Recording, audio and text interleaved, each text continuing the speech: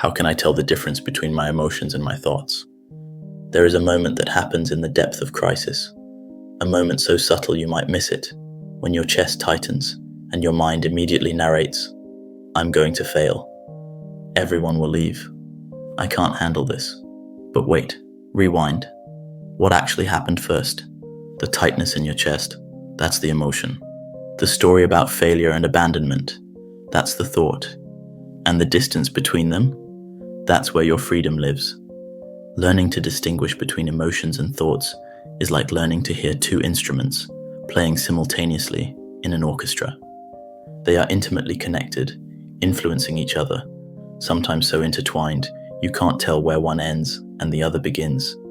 But they are not the same, and knowing the difference will change everything. The language of the body versus the stories of the mind. Emotions are the body's language.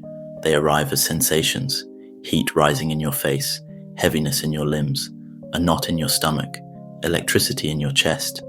They are pre-verbal, primal, the vocabulary your nervous system speaks when words haven't yet formed. Thoughts are the mind's attempt to make sense of those sensations. They are the narratives, the interpretations, the meanings you assign to what you're feeling. They live in language, in logic, in the stories you've inherited about what things mean. As psychologist Dan Siegel puts it, name it to tame it. But first, you have to know what you're naming, the feeling itself, or the story you're telling about it. Here is the confusion. Thoughts and emotions move so quickly, so seamlessly, that they feel like a single experience. Your heart races, emotion, and instantly your mind supplies. Something terrible is about to happen. Thought. The gap between them collapses so fast, you believe they're the same thing. They are not. Here are 5 ways to tell them apart. 1. Location. Where do you experience it? Emotions have a physical address. Anger lives in your jaw, your fists, the heat climbing your neck. Sadness settles in your chest, heavy and slow. Anxiety buzzes in your stomach, races in your heartbeat. Close your eyes and scan your body. Where do you feel it? That's the emotion. Thoughts live in your head. They are the voice narrating, explaining, predicting, and judging. They sound like sentences. I should have. What if? They probably think. If it has words, it's a thought. 2. Speed. How fast does it move?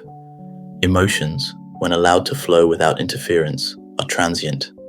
A pure feeling, unattached to story, moves through you in waves, lasting anywhere from 90 seconds to a few minutes. Neuroscientist Jill Boulter-Taylor discovered this phenomenon.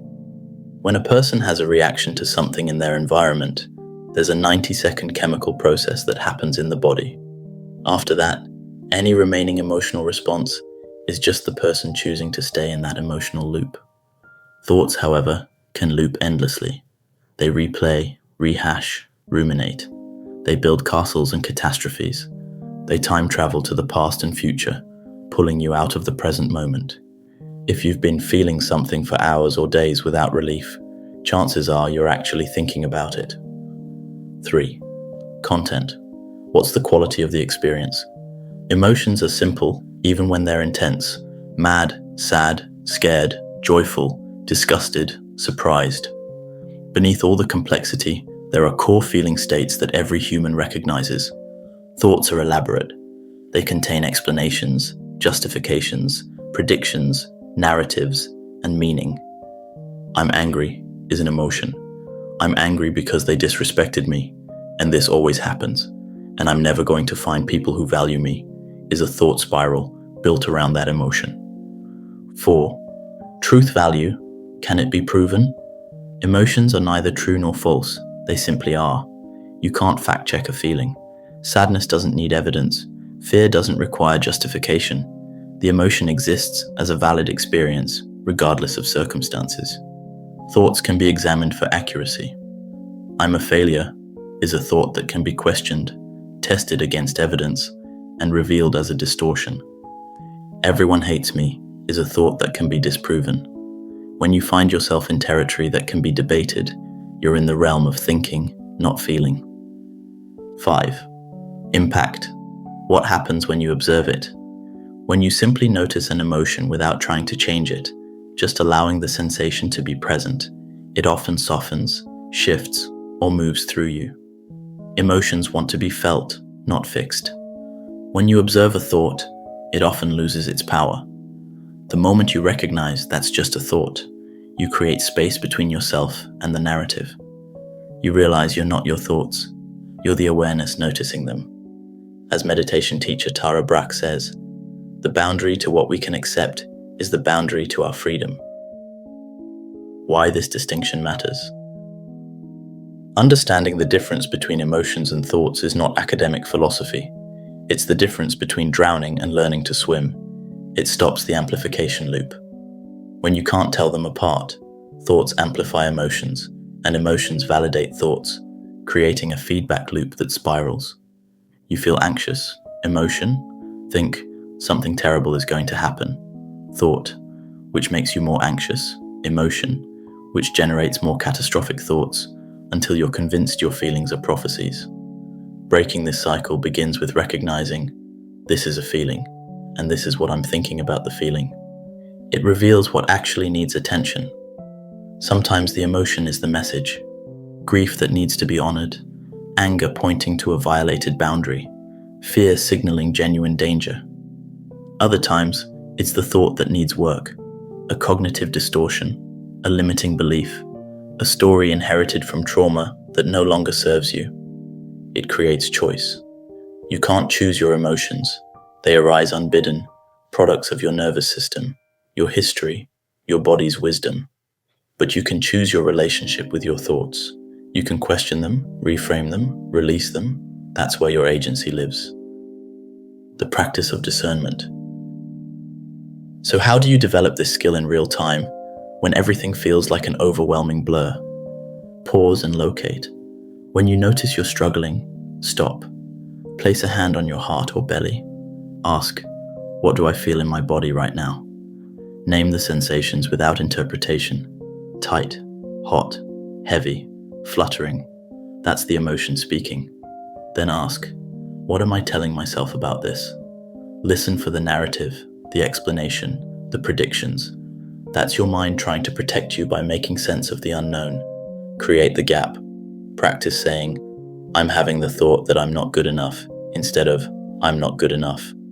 Notice, I'm feeling afraid, rather than, this situation is dangerous. Language creates distance. Distance creates perspective. Perspective creates freedom. Befriend both. The goal isn't to privilege one over the other. Your emotions carry wisdom your rational mind can't access. Your thoughts provide the structure and meaning your emotions lack. You need both, but you need to know which is which. Here's what nobody tells you. The work isn't to silence your thoughts or transcend your emotions. It's to become fluent in both languages, to move between them with grace, to recognize when the body is speaking and when the mind is narrating. Your emotions are the raw data of your experience, the unfiltered truth of what's moving through you. Your thoughts are the interpreter, attempting to translate sensation into meaning. Sometimes the translation is accurate. Sometimes it's distorted by old pain, limiting beliefs, or a nervous system stuck in survival mode. The wisest version of you sits in the space between, neither lost in feeling nor trapped in thinking, but holding both with compassion and curiosity. Philosopher Blaise Pascal wrote, "The heart has its reasons, which reason does not know." Your heart will feel things your mind can't explain. Your mind will construct stories your heart knows aren't true. This is not confusion. This is the full spectrum of human consciousness. You are not broken for experiencing this complexity. You are awake to the intricate dance of being human, of having both an ancient body that feels and a meaning-making mind that thinks, and learning to honor both without being ruled by either. The sensation in your chest right now? That's real. The story you're telling about what it means? That's negotiable. And somewhere between the two, you are learning to trust yourself again. You are both the feeler and the thinker, the experiencer and the interpreter, the storm and the witness.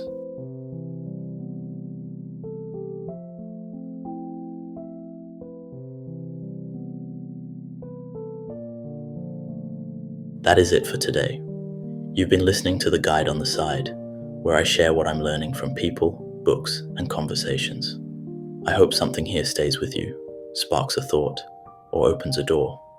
I'm Ivan, and I'll be back soon with more. Until next time, may your days be full of curiosity, and I'll see you in the next episode.